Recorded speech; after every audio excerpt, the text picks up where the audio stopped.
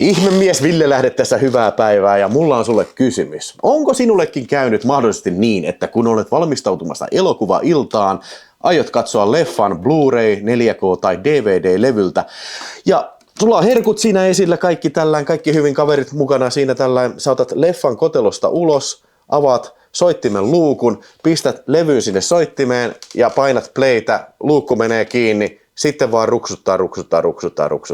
Mitään ei tapahdu. Levy ei tunnistu. Tai vaihtoehtoisesti leffa on kesken siinä. Leffa pyörii kaikki hyvin tällä ja sitten yhtäkkiä about tunnin kohdalla tai tunti 20 kohdalla tai 3 tunnin kohdalla leffa alkaa pätkiin tök, ja kuva jähmettyy, ääni rapisee tällä ja saattaa kokonaan niin kuin jäätyä se kuva siinä. No, tässä videossa kerron, että mitä voit tämmöisessä tilanteessa sitten tehdä. Ensimmäinen reaktiohan yleensä sitten kaikilla ihmisillä saattaa olla se, että otetaanpa levy ulos ja pyyhitään se.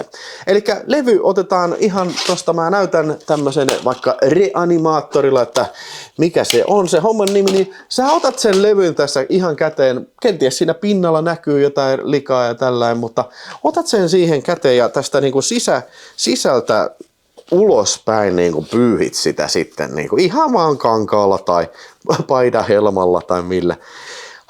Siihen voi vähän hönkästä ja tällä ja pyyhkiä. Yleensä siinä näkyy kyllä selvästi jotain tahroja tai viiruja tai jotain semmosia. Ja yleensä ne kyllä lähtee ihan tuolla hennosti hankaamalla vaan ja näin.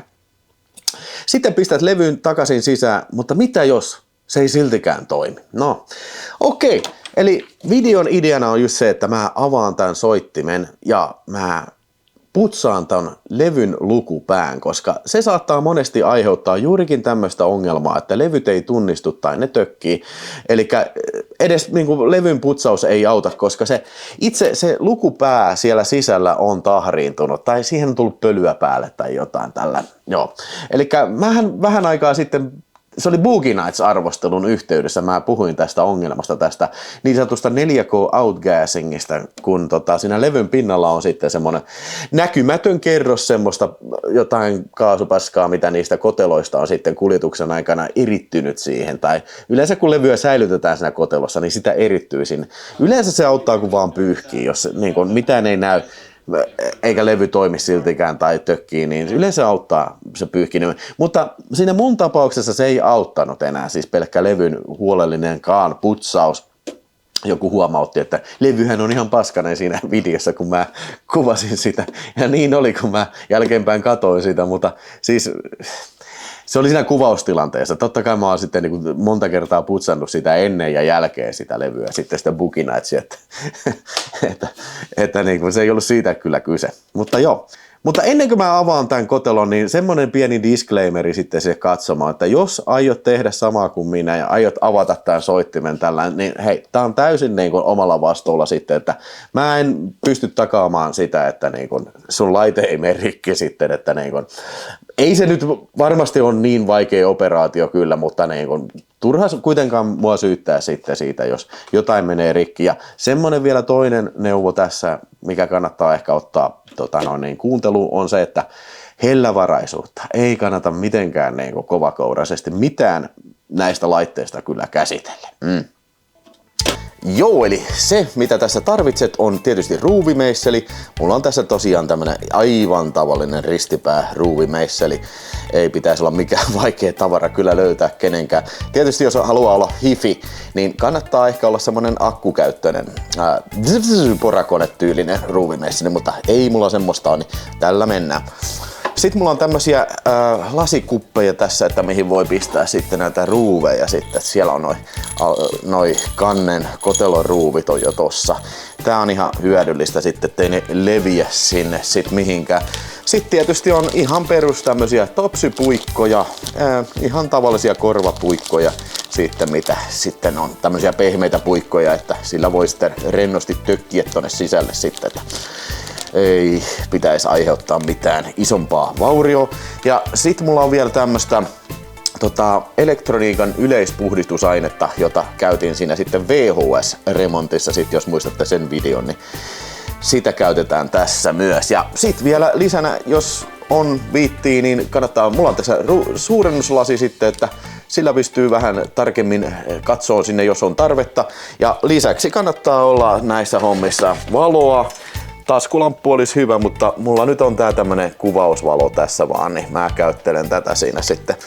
Mulla ei ole missään kiinni sitä, se olisi hyvä, jos se olisi jossain kiinni, mutta ei nyt oo, niin mennään tällä sitten manuaalikäyttöisellä valolla siinä sitten, joo. Mutta nyt sitten avataan tämä. Tässä mallissa tosiaan tää kansi on tällä erikseen. Sitä vähän aikaa ihmettelin ennen kuin tajusin sen sitten, että miten tää lähtee irti. Ja nyt on avattu tämä kotelo pois päältä ja tässä paljastuu sitten tämä potilas. Eli tähän meidän pitää vielä avata tässä sitten tämä niin sanottu asema siinä sitten. Ja ennen kuin se avataan, niin tää nipsu, niin otetaan vaan irti tässä. Tää on tämmönen, miksi sanotaan tämmönen perusliitin, niin se siitä sitten irti ensimmäisenä. Ja sit aletaan ruuvailemaan nämä tästä nämä ruuvit. Ja käytetään sitten tätä lasikippoa tässä, että ruuvit nätisti pistetään tonne pois. Eli nämä ruuvit pitää kiinni sitten tätä kantta tässä. Otetaan ne irti ensin. Joo. Ainakin tässä mallissa on 3 eri ruuvia. Joo. Noin. Ja sitten me halutaan vielä irrottaa tää koko asema täältä. Eli avataan nämä pidikeruuvit tästä pois. Että me saadaan tää laite irti.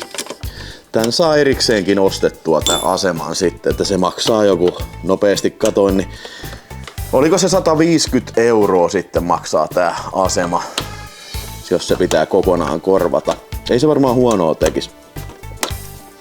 Mutta me tällä kertaa vaan putsataan tämä, jos mä saan sen irti. Sieltä lähtee hienosti. Näissä tosiaan on magneetti tässä mun ruuvimeisselillä, mikä on todella kätevää sitten siihen, että se ruuvi ei putoa tonne mihinkään sit hukalle. Joo, siitä vaan. Blim. Ja siitä vaan. Noin, nyt on ruuvit veke ja katsotaan lähteekö tästä. Noin, se lähtee hienosti siitä sitten tämä irti. No, nyt sitten tää pitää vielä niin kuin tällainen. Mä en oikein osaa selittää, että miten tää lähtee auki. Se pitää täältä niin kuin, tässä on nämä tämmöiset joku tämmöiset nipsukkeet, mitkä pitää avata sitten, että ne avataan täältä niin kuin ympäri tästä laitteesta. Noin 4 nipsukkaa ja nyt se on sieltä. Ja nyt me päästään tähän itse asiaan. Eli tää on nyt se itse ongelman ydin. Eli toi pieni toi tuossa keskellä, se on se lukupää sitten, eli kohta tässä. Niin se nyt sitten putsataan tästä niin kuin tällä puikolla. Mä pistän siihen vähäsen tätä ainetta tähän. Pistetään se tällä, ettei pöytään mene, niin siitä ruiskastaa. Joo, nyt siinä aika paljon jo siitä sitten, että siitä sitten kevyesti lähdetään kuule töpöttelemään sitä. Se on tämmönen joustava tää lukupää. Tää on tosi pieni, mä en tiedä kuin hyvin se näkyy sinne kameraan.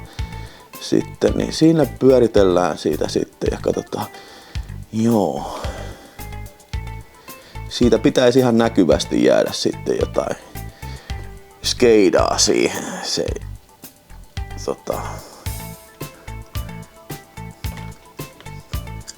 tommonen likaläikkä tuli siihen lukupäähän. Otetaan vielä vähäsen vielä putsaillaan. Ja muutenkin tää voi sitten sattella, jos sulla on semmoista paineilmaa, niin tää laitteen sisuus varmaan kannattaa sillä sit suihkutella. Joo. Mutta nyt se varmaan on aika jees. ei näyttäisi enää irtoavan mitään, ainakaan silmin nähtäviin. Semmoista silmillä nähtävää likaa tosta. Niin. Sitten mä tällä toisella puolella sit vielä kuivaan sen siitä. Otetaan vielä puhdas puikko siihen. Tai kuiva puikko, niin vedetään sillä vielä kuivaksi. Tosiaan siinä voi myös sitä käyttää mikrokuituliinaa tähän. Se voisi kans olla ihan hyvä. Tästä saattaa ehkä lähteä nukkaan. En mä nyt usko, kun ei tässä nyt semmoista terävää kärkeä näyttäisi olevan kyllä tässä itse laitteessa. Mennään katsomaan sitten, toimiiko se semmonen operation. Ja sit ei muuta kuin koppa takaisin kiinni. Samaa tietä kuin avattiinkin, eli ensin nämä klipsut kiinni. Toivottavasti ne menee ihan hyvin. Ihan hyvin menee kiinni. Ja hellävaraisuutta peräänkuulutan tässä, että ei todellakaan kannata olla mitenkään niinku brute force meiningillä tässä kyllä noita pistää kiinni. Eli tästä nyt sitten ruuvataan ensin tää kotelo kiinni, niin kuin se olikin.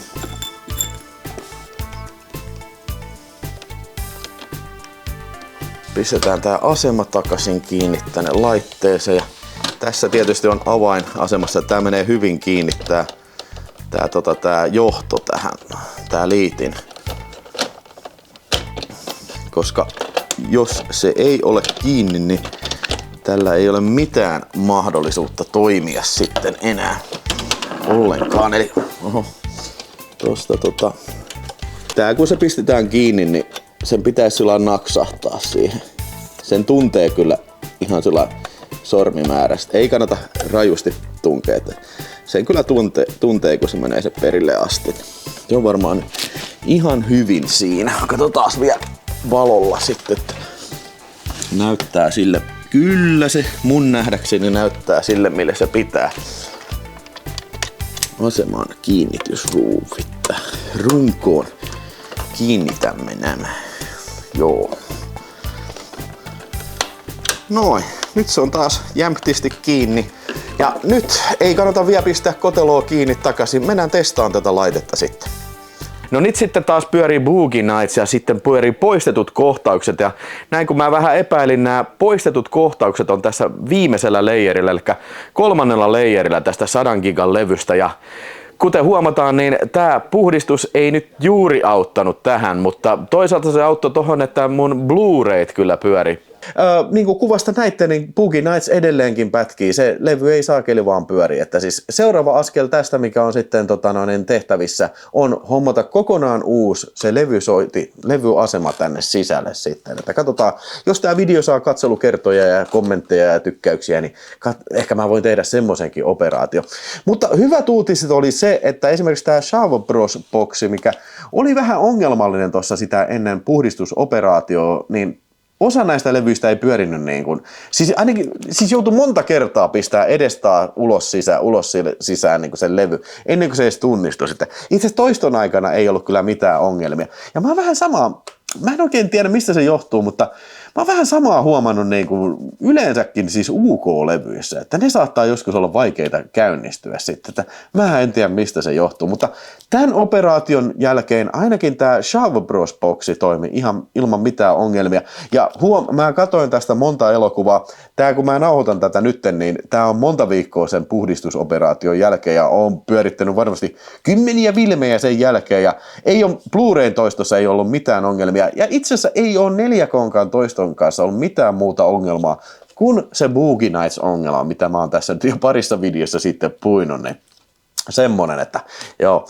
Mutta sinänsä ihan mielenkiintoinen testi oli munkin puolesta siis katsoa, mitä siellä sisällä on ja tällä. Ei se ole kyllä tosiaan vaikeaa, mutta kunhan huomioi vaan sen, että niinku, älä ole kovakourainen ja niinku, huolellisesti pistät ne kaikki talteen nämä ruuvit, mitä sä otat irti ja silloin sä muistat, miten se pistetään takaisin kokoon, niin se on niinku se tärkein asia siitä sitten, että ei jää mikään niinku, niinku rempalle ja mikään niinku osa auki tai mitään sillä.